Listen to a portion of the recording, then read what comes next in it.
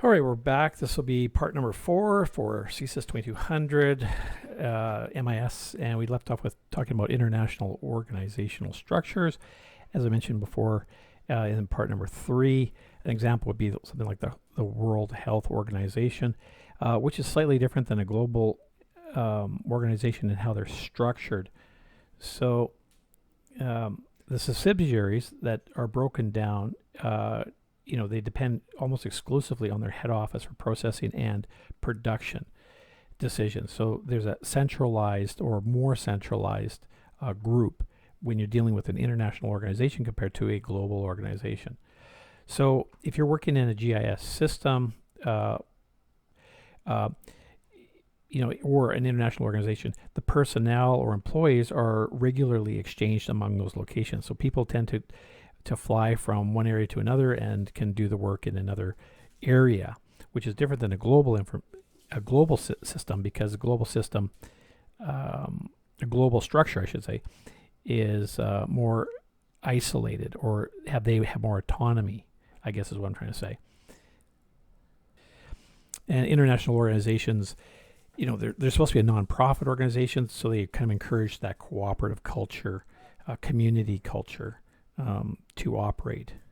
So the structure will look a little different. It's centralized.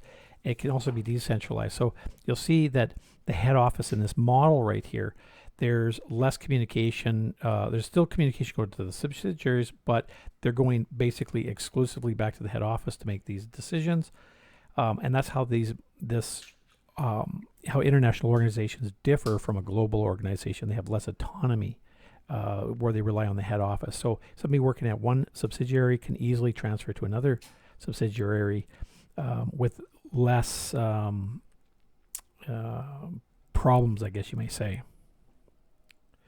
All right, now transnational organization structures are again slightly different. Transnational, as we've earlier explained, just deals with organizations that cross borders. And an example of that might be something like Coca-Cola. We all know who they are.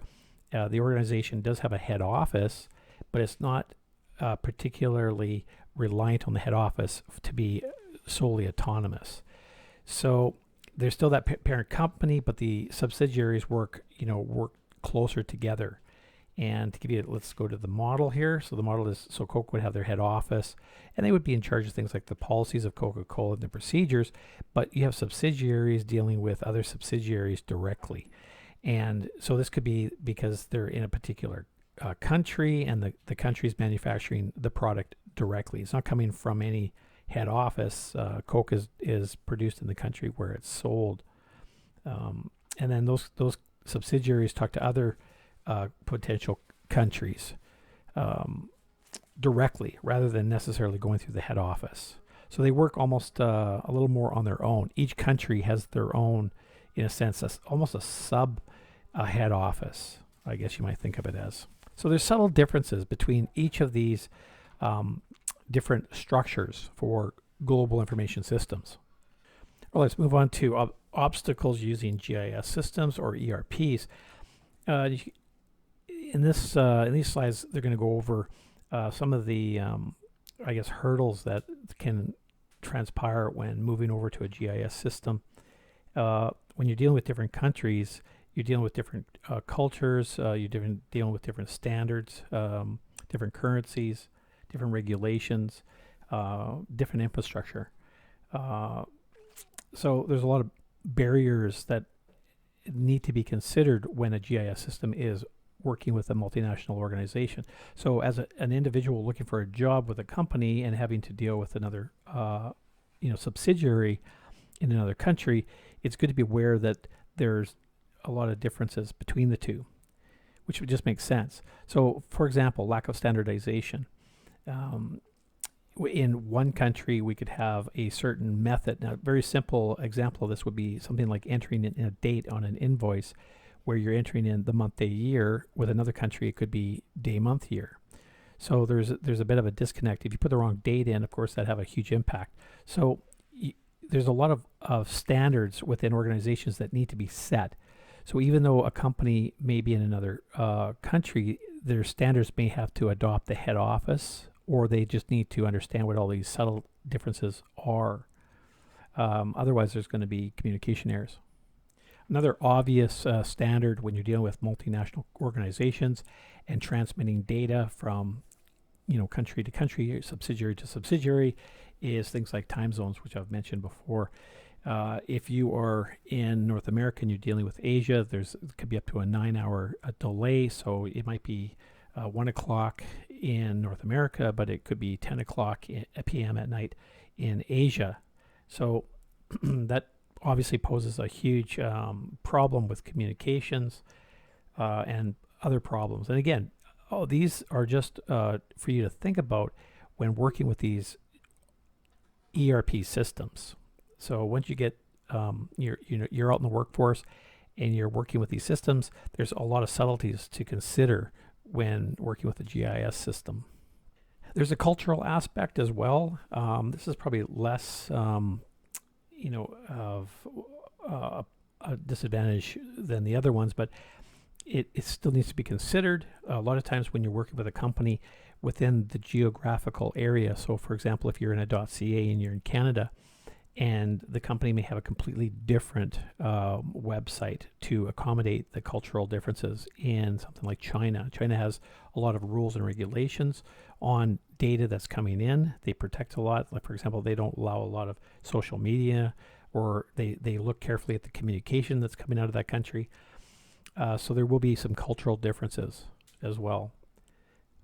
Now, a lot of these subtleties in different different countries and different subsidiaries will probably be addressed in the company's policies and procedures and practices. So in most cases, when you're working, you'll probably be working within one geographical location. You're probably not traveling to different countries, although that is common. If you work for someone like Electronic Arts, that's very common. So more attention would have to be paid to it. But if you're working for something like even Microsoft or Amazon, you're probably working within one area, and you probably have these business procedures and policies that are well established, and you're probably not going to need to know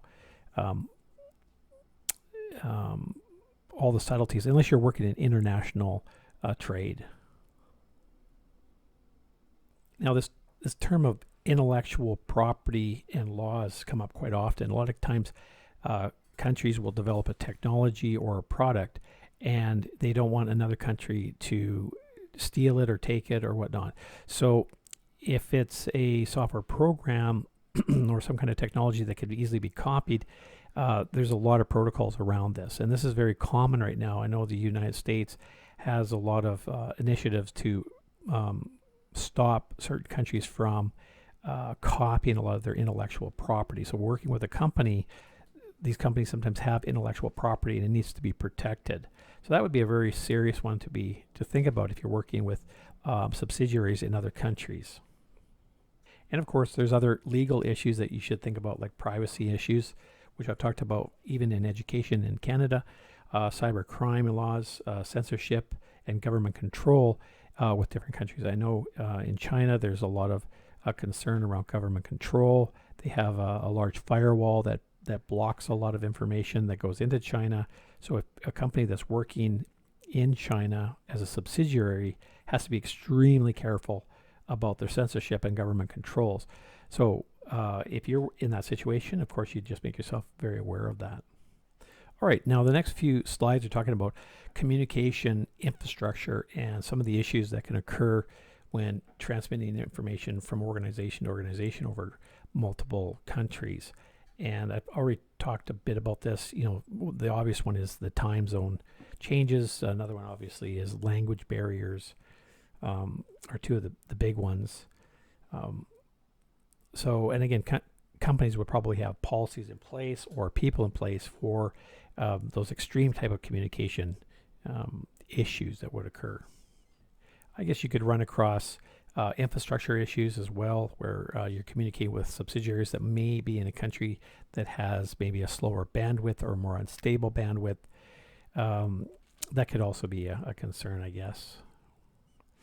And they also may have different standards. A country might be on a 3G network, which would definitely have, again, a slower infrastructure.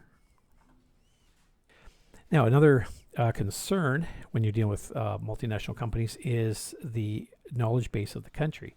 So in some countries, they've got a lot of skilled workers in a particular area, but you may not be able to get all the skilled workers that you may require. So that's where outsourcing may occur, or where people get shipped over to another country to perform a particular job. So that's been fairly common over the past 20, 30 years, where there's been a skill shortage in an area. So they will send people overseas possibly, or to another country to satisfy that need or that lack. Now that has been diminishing over time, I've noticed, and also with international communications and working remotely, that's also diminished. So this has been changed quite a bit in the last 5 to 10 years. This is brought up in the book, and I thought I'd talk a bit more about it because it's something I do in my courses, training and certification programs that are offered through the internet to reduce these skill gaps.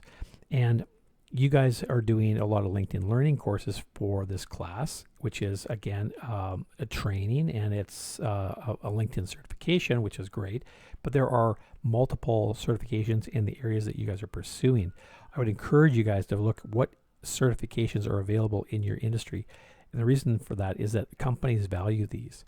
If you go in for a job interview and you have a certification that a competitor doesn't have, if you're competing for a job, there's a good chance you might get that job because you've got that additional certification. It's not just a Douglas College certification, but this could be industry standard certification. For example, MOS, the Microsoft Office Specialist, or the Microsoft Training Associate, or Professional Management, Project Management Professional, PMP. There's all sorts of them. CPA, of course, that's a major certification as well. So go in there and consider what options you guys have, and you may want to pursue that a little further. All right, so that pretty much wraps up Chapter 9, talking about the globalization systems and specifically around ERPs. So if you guys are interested in learning more about ERPs and you want to do that for your research project and your presentation, I would encourage you to do that.